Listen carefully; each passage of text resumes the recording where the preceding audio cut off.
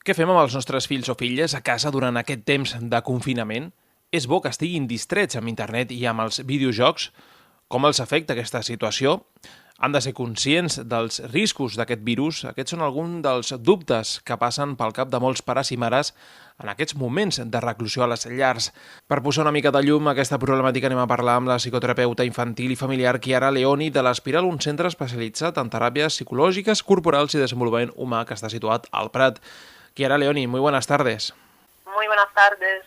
La primera pregunta que quiero hacerte es, ¿cuál es el grado de afectación psicológico que está provocando esta situación en los más pequeños?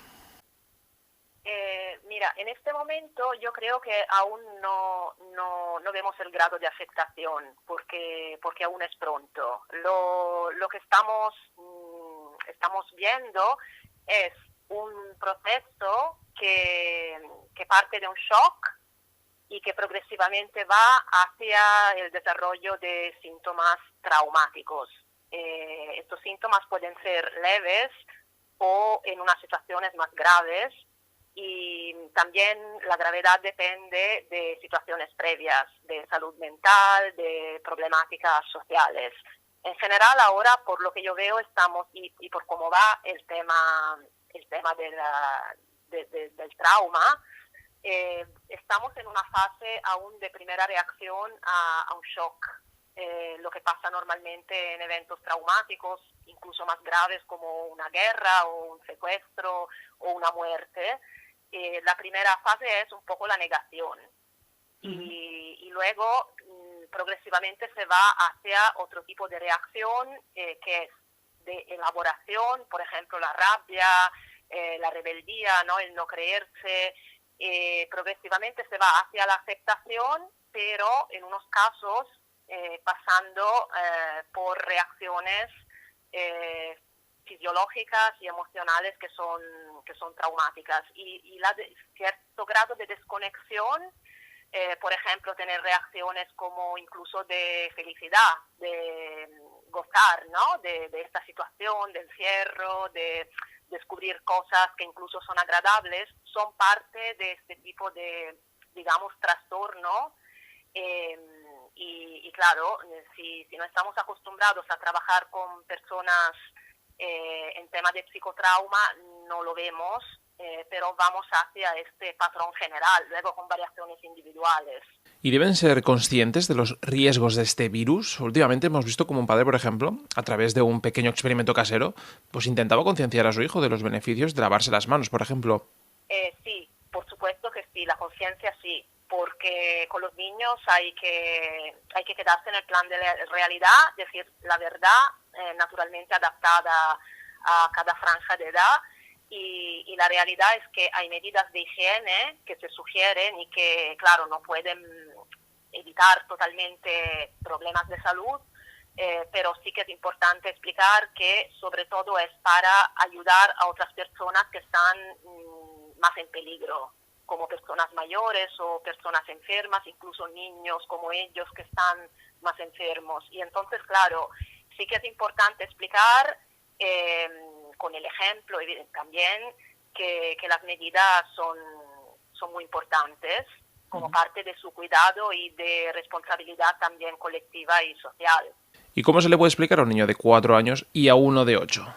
A ver, claro, con el niño de 8 es un poquito más fácil porque es una fase muy verbal, ya tienen un razonamiento muy concreto, y entonces, claro, con ellos, por ejemplo, lo que funciona muy bien hay unas animaciones que a veces se ven en estos días, por ejemplo, la de las cerillas, ¿no? Donde se ve cómo se propaga el contagio con algo muy visual, porque de todas maneras el niño pequeño no entiende tanto los discursos, sino algo visual, sobre todo hoy que estamos en una época, ¿no? de que estamos acostumbrados al vídeo, a la imagen.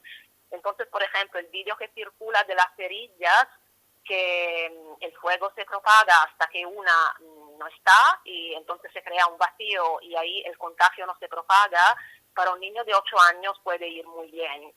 El niño de 4 años no es aún muy verbal, y el tema es que yo creo que lo primero es la imitación, o sea, lo que en psicología se llama el moldeado.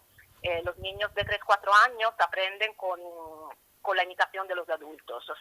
Si vamos al supermercado y, por ejemplo, estornudamos en el codo, el niño igual no lo entiende si se lo explicas, pero si se lo enseñas, si le dices, mira, en este caso se hace así y lo haces con él, es la vía para que un niño pequeño pueda coger hábitos que luego son para su salud. También en el caso de los niños o niñas ya un poquito más grandes y por lo tanto ya más conscientes, ¿es recomendable que estén expuestos a esta sobreinformación alrededor del coronavirus? Sí, la sobreexposición, por supuesto sí, y ya lo hemos visto en otros eventos de guerra o de otro tipo, porque claro, dejar un niño expuesto a una información que no filtramos nosotros los adultos puede ser perjudicial. Además, circulan muchos bulos, muchas noticias que son de origen dudosa y claro, siempre puede tener sentido mirar juntos algo, pero con la asesoría del adulto.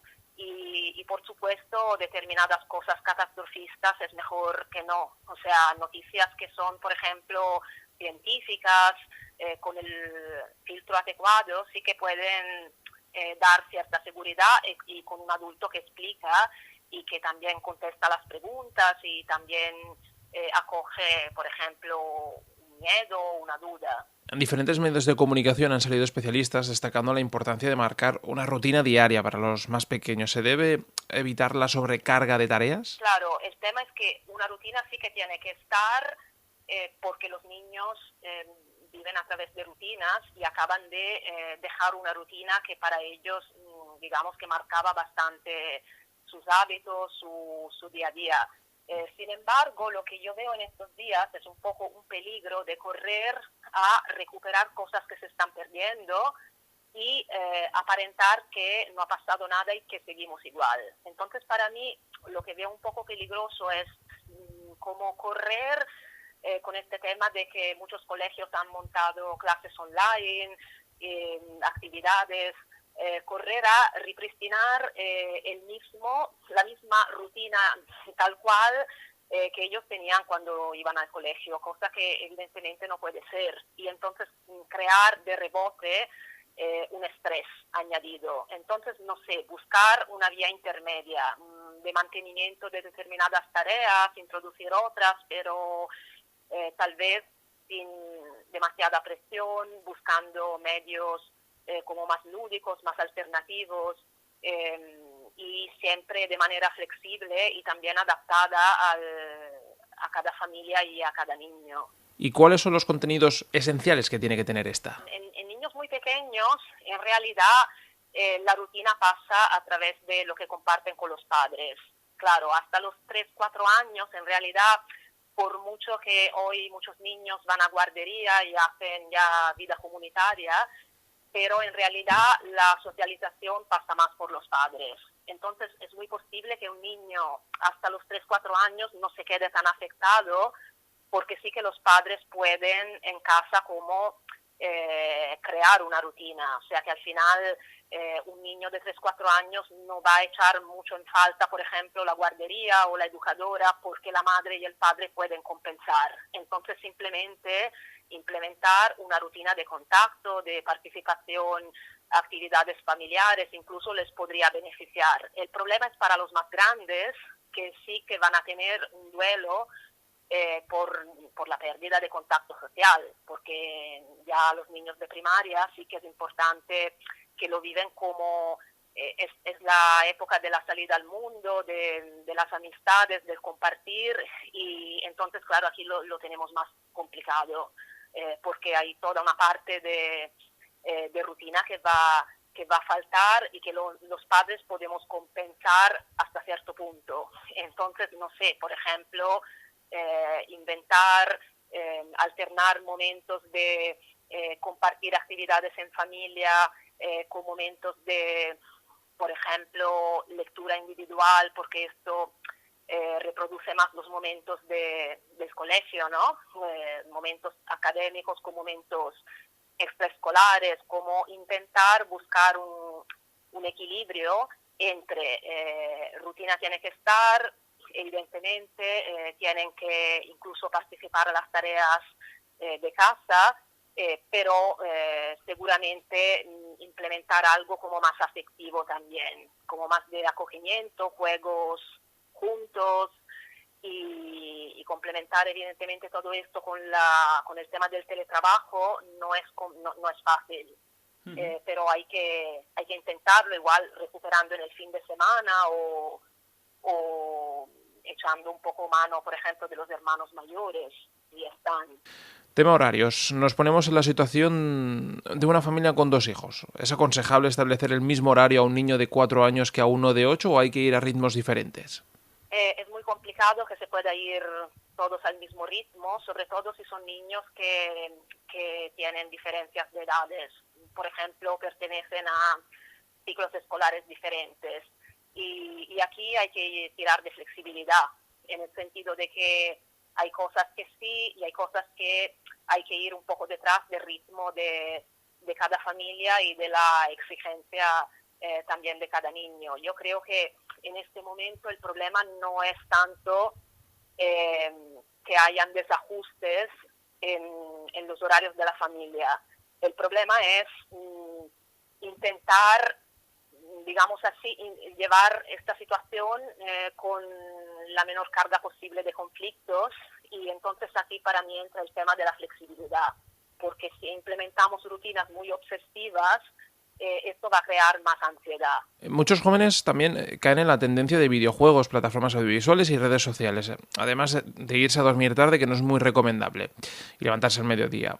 ¿Qué perjuicios puede conllevar este tipo de actitud?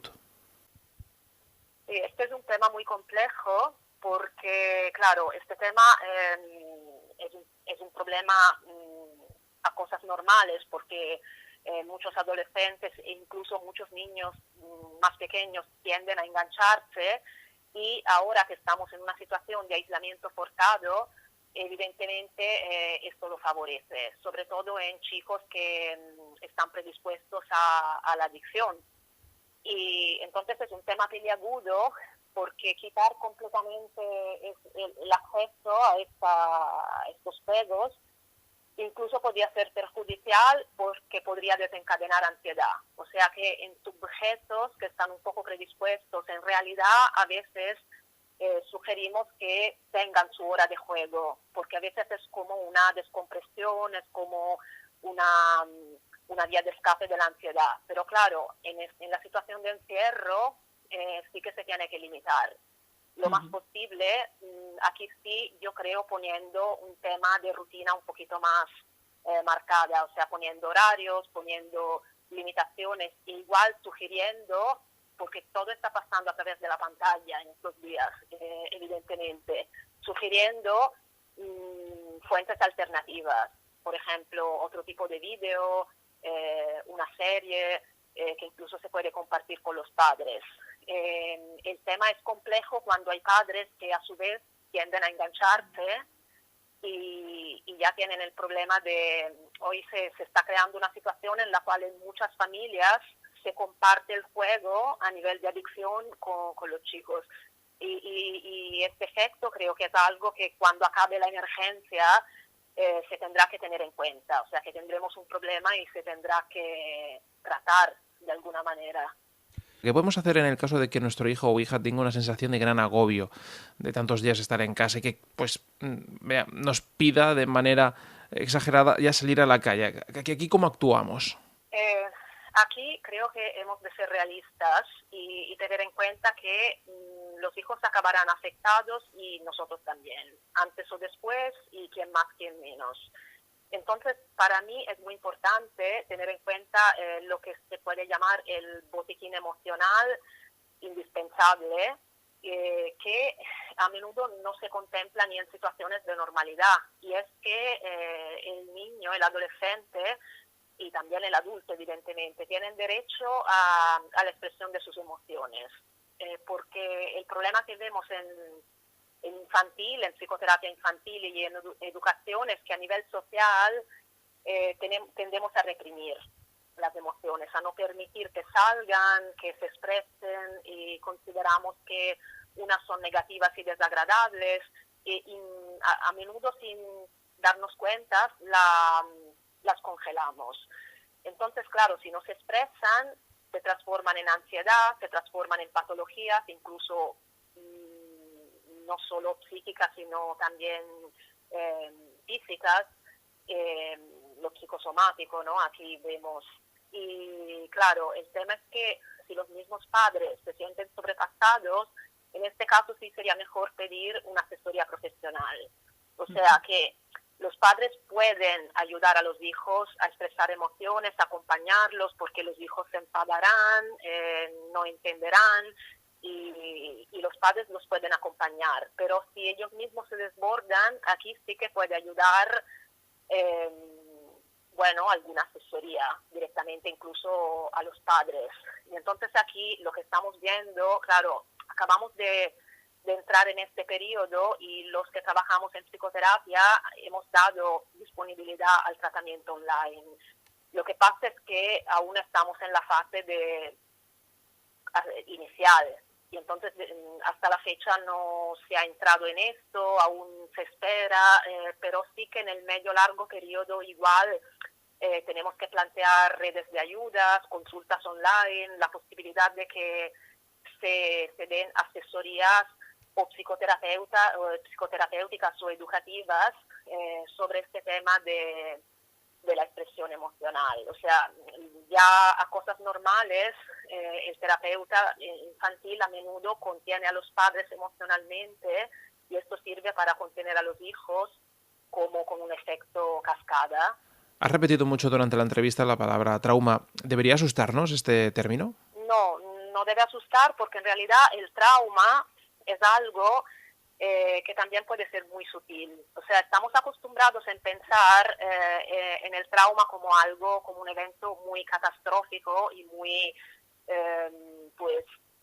lesivo, pero en realidad en nuestro día a día nosotros, los que trabajamos en psicotraumas, normalmente hablamos de trauma con la T mayúscula y trauma con la T minúscula.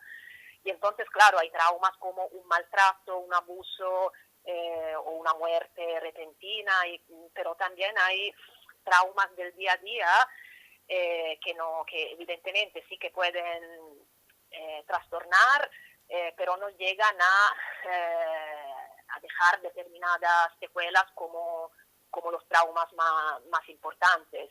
Y aún así, a veces es importante acompañar a la persona, permitirle que reconozca que ha pasado por un trauma, aunque menor, porque esto es parte del proceso de curación.